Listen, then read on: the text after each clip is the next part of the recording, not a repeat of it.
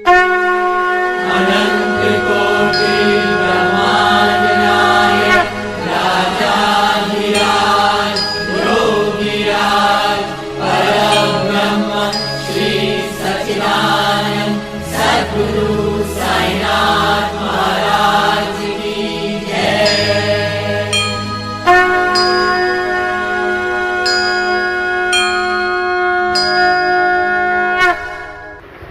ओम श्री साईनाथाय नमः। बाबा की असीम कृपा से हम अध्याय 42 तक पहुंच गए। आइए अध्याय प्रारंभ करते हैं। महासमाधि की ओर। भविष्य की आगाही। रामचंद्र दादा पाटिल और तात्या कोते पाटिल की मृत्यु टालना। लक्ष्मीबाई शिंदे को दान। समस्त प्राणियों में बाबा का वास तथा अंतिम क्षण। बाबा ने किस प्रकार समाधि ली, इसका वर्णन इस अध्याय में किया गया है। प्रस्तावना। गत अध्यायों की कथाओं से यह स्पष्ट प्रतीत होता है कि गुरु कृपा की केवल एक किरण ही भव सागर के भय से सदा के लिए मुक्त कर देती है तथा मोक्ष का पथ सुगम करके दुख को सुख में परिवर्तित कर देती है। यदि सद्गुरु के मोह विनाशक पूजनीय चरणों का सदैव ध्यान करते रहोगे तो तुम्हारे समस्त कष्टों और भव सागर के दुखों का अंत होकर जन्म मृत्यु के चक्र से छुटकारा हो जाएगा। इसीलिए जो अपने कल्याणार्थ चिंतित हो उन्हें साईं समर्थ के अलौकिक लीलामृत का पान करना चाहिए। ऐसा करने से उनकी मति शुद्ध हो जाएगी। प्रारंभ में डॉक्टर पंडित का पूजन तथा किस प्रकार उन्होंने बाबा को त्रिपुंड लगाया, इसका उल्लेख मूल ग्रंथ में किया गया है। इस प्रसंग का वर्णन 11वें अध्याय में किया जा चुका है, इसीलिए यहाँ उसका दोहराना उचित नहीं है। भविष्य की आगाही।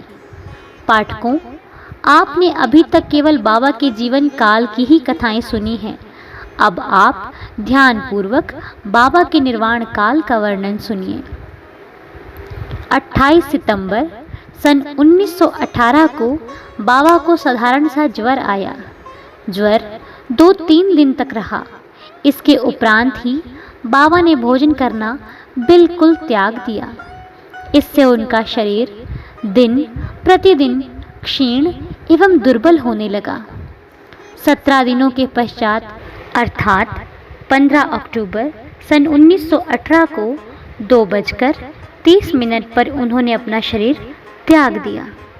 यह समय प्रोफेसर जी नार्के की तारीख 5/11/1918 के पत्र के अनुसार है, जो उन्होंने दादा साहेब खापर्डे को लिखा था और साईं लीला पत्रिका के पृष्ठ 7 और 8 में प्रकाशित हुआ था। इसके 2 वर्ष पूर्व ही बाबा ने अपने निर्वाण का संकेत कर दिया था, परंतु उस समय कोई भी समझ नहीं सका। घटना इस प्रकार है कि विजयदशमी के दिन जब लोग संध्या के समय सीमोल्लंघन से लौट रहे थे तो बाबा सहसा ही क्रोधित हो गए। सिर का कपड़ा, कफनी और लंगोटी निकालकर उन्होंने उसके टुकड़े टुकड़े करके जलती हुई धूनी में फेंक दिए। बाबा द्वारा आहुति प्राप्त कर धूनी द्विगुणित प्रज्वलित होकर चमकने लगी और उससे भी कहीं अधिक बाबा के मुखमंडल की कांति चमक रही थी। वे पूर्ण दिगंबर खड़े थे और उनकी आंखें अंगारे के समान चमक रही थी। उन्होंने आवेश में आकर उच्च स्वर में कहा कि लोगों, यहाँ आओ। मुझे देखकर पूर्ण निश्चय कर लो कि मैं हिंदू हूँ या मुसलमान। सभी भय से कांप रहे थे। किसी को भी उनके समीप जाने का साहस न हो रहा था। कुछ समय बीतने के पश्चात उनके भक्त भागोजी शिंदे, जो महारोग से पीड़ित थे, साहस कर बाबा के समीप गए और किसी प्रकार उन्होंने उन्हें लंगोटी बांध दी और उनसे कहा कि बाबा, ये क्या बात है देव, आज दशहरा सीमोल्लंघन का त्यौहार है। तब उन्होंने ज़मीन पर सटका पटकते हुए कहा कि ये मेरा सीमोल्लंघन है। लगभग 11 बजे तक भी उनका क्रोध शांत न हुआ और भक्तों को चावड़ी जुलूस निकलने में संदेह होने लगा। 1 घंटे के पश्चात वे अपनी सहज स्थिति में आ गए और सदा की भांति पोशाक पहनकर चावड़ी जुलूस में सम्मिलित हो गए, जिसका वर्णन पूर्व में किया जा चुका है। इस घटना द्वारा बाबा ने इंगित किया कि जीवन रेखा पार करने के लिए दशहरा ही उचित समय है, परंतु उस समय किसी को भी उसका असली अर्थ समझ में न आया। बाबा ने और भी अन्य संकेत किए जो इस प्रकार हैं। रामचंद्र दादा पाटिल की मृत्यु को टालना। कुछ समय के पश्चात रामचंद्र पाटिल बहुत बीमार हो गए। उन्हें बहुत कष्ट हो रहा था। सब प्रकार के उपचार किए गए परंतु कोई लाभ न हुआ और जीवन से हताश होकर वे मृत्यु के अंतिम क्षणों की प्रतीक्षा करने लगे। तब एक दिन मध्य रात्रि के समय बाबा अनायास ही उनके सिरहाने प्रकट हुए। पाटिल उनके चरणों से लिपट कर कहने लगे कि मैंने अपने जीवन की समस्त आशाएं छोड़ दी हैं। अब कृपा करके मुझे इतना तो निश्चित बतलाइए कि मेरे प्राण अब कब निकलेंगे। दया सिंधु बाबा ने कहा कि घबराओ नहीं, तुम्हारी हुंडी वापस ले ली गई है, तुम शीघ्र ही स्वस्थ हो जाओगे। मुझे तो तात्या का भय है कि सन 1918 में विजयदशमी के दिन उसका देहांत हो जाएगा, किंतु यह भेद किसी से प्रकट न करना और ना ही उसे बतलाना, अन्यथा वह अधिक भयभीत हो जाएगा। रामचंद्र अब पूर्ण स्वस्थ तो हो गए, परंतु वे तात्या के जीवन के लिए निराश हुए। उन्हें ज्ञात था कि बाबा के शब्द कभी असत्य नहीं निकल सकते और 2 वर्ष के पश्चात ही तात्या इस संसार से विदा हो जाएगा। उन्होंने यह भेद बाला शिंपी के अतिरिक्त किसी से भी प्रकट न किया। केवल 2 ही व्यक्ति, रामचंद्र दादा और बाला शिंपी, तात्या के जीवन के लिए चिंताग्रस्त और दुखी थे। रामचंद्र ने शैया त्याग दी और वे चलने फिरने लगे।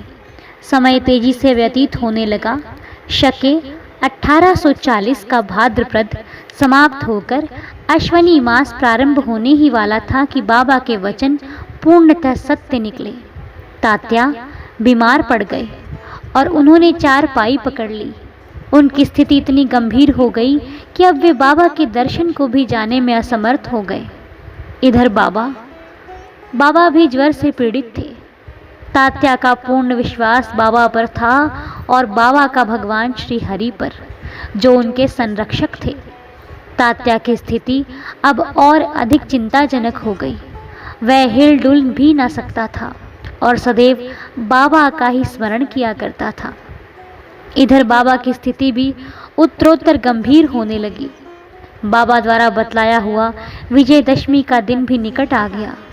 तब रामचंद्र दादा और बाला शिंपी बहुत घबरा गए। उनके शरीर कांप रहे थे, पसीने की धाराएं प्रवाहित हो रही थी कि अब तात्या का अंतिम साथ है।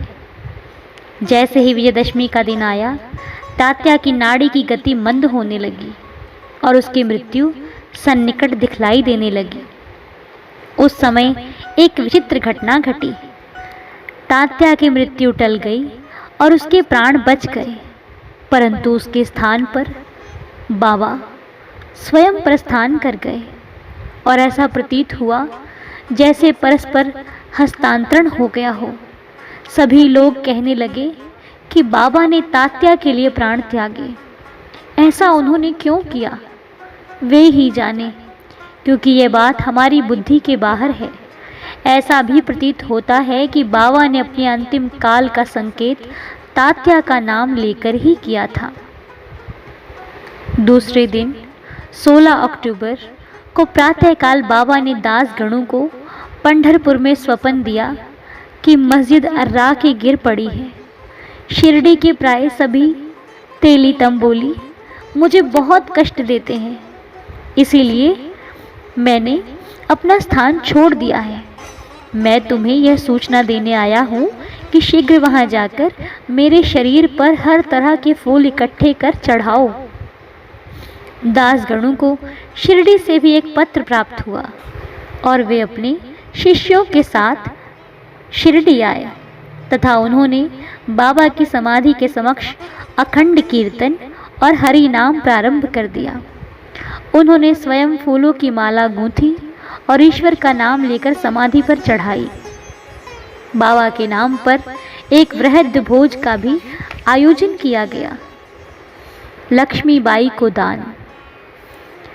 विजयदशमी का दिन हिंदुओं के लिए बहुत शुभ है और सीमोल्लंघन के लिए बाबा द्वारा इस दिन का चुना जाना सर्वथा उचित ही है। इसके कुछ दिन पूर्व से ही उन्हें अत्यंत पीड़ा हो रही थी, परंतु आंतरिक रूप में वे पूर्ण सजग थे। अंतिम क्षण के पूर्व वे बिना किसी की सहायता लिए उठकर सीधे बैठ गए और स्वस्थ दिखाई पड़ने लगे। लोगों ने सोचा कि संकट टल गया और अब भय की कोई बात नहीं है तथा अब वे शीघ्र ही निरोग हो जाएंगे। परंतु वे तो जानते थे कि अब मैं शीघ्र ही विदा लेने वाला हूँ और इसीलिए उन्होंने लक्ष्मीबाई शिंदे को कुछ दान देने की इच्छा प्रकट की। समस्त प्राणियों में बाबा का वास। लक्ष्मीबाई एक उच्च कुलीन महिला थी।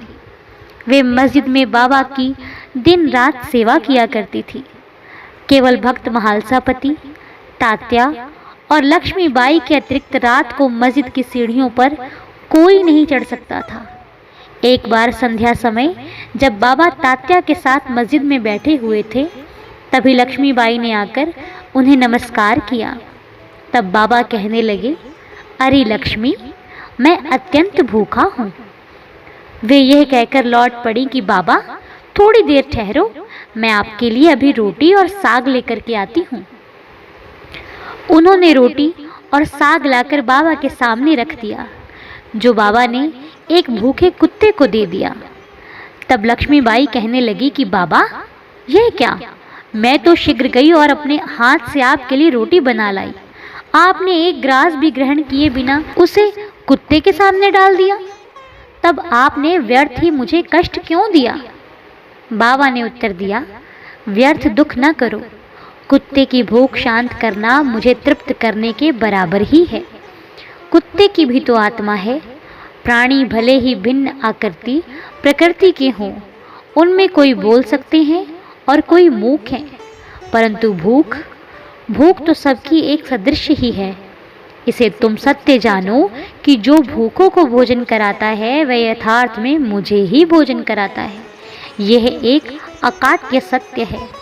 एक साधारण सी घटना के द्वारा बाबा ने एक महान आध्यात्मिक सत्य की शिक्षा प्रदान की कि बिना किसी की भावनाओं को कष्ट पहुँचाए किस प्रकार उसे नित्य व्यवहार में लाया जा सकता है।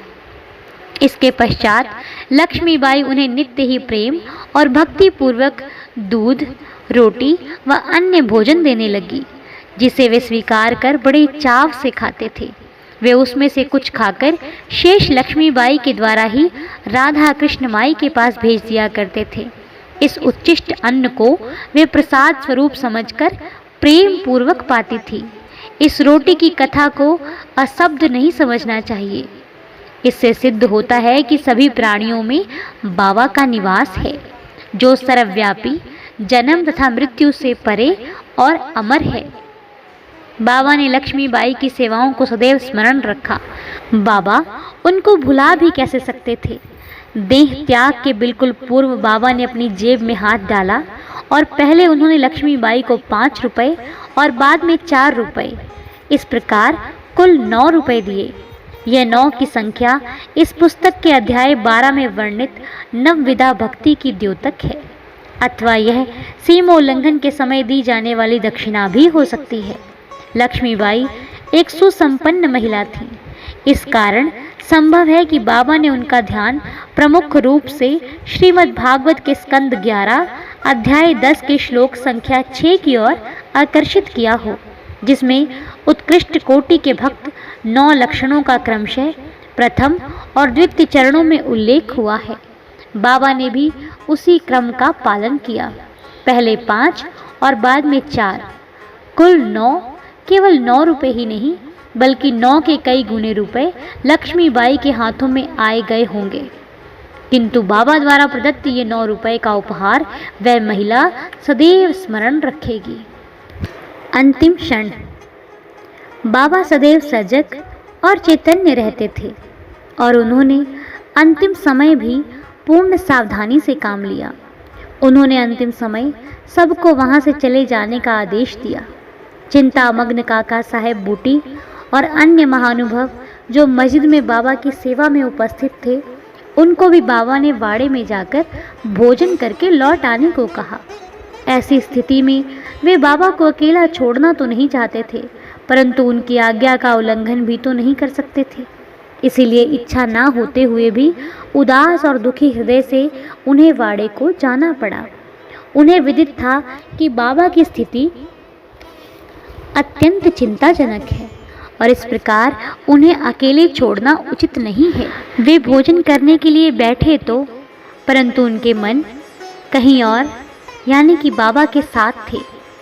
अभी भोजन समाप्त भी नहीं हो पाया था कि बाबा के नश्वर शरीर को त्यागने का समाचार उनके पास पहुंचा और वे अधपेट ही अपनी थाली छोड़कर मस्जिद की ओर भागे तथा जाकर देखा कि बाबा सदा के लिए बयाजी आपा कोते की गोद में अंतिम विश्राम कर रहे हैं। ना वे नीचे लुढ़के और ना शैया पर ही लेटे, अपने ही आसन पर शांति पूर्वक बैठे हुए और अपने हाथों से दान देते हुए उन्होंने यह मानव शरीर त्याग दिया।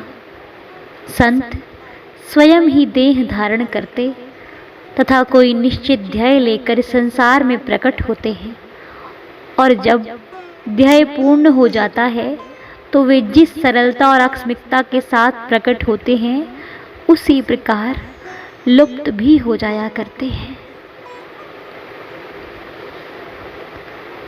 सद्गुरु श्री साईनाथार्पणमस्तु। शुभम भवतु। सप्ताह पारायण, छठा विश्राम।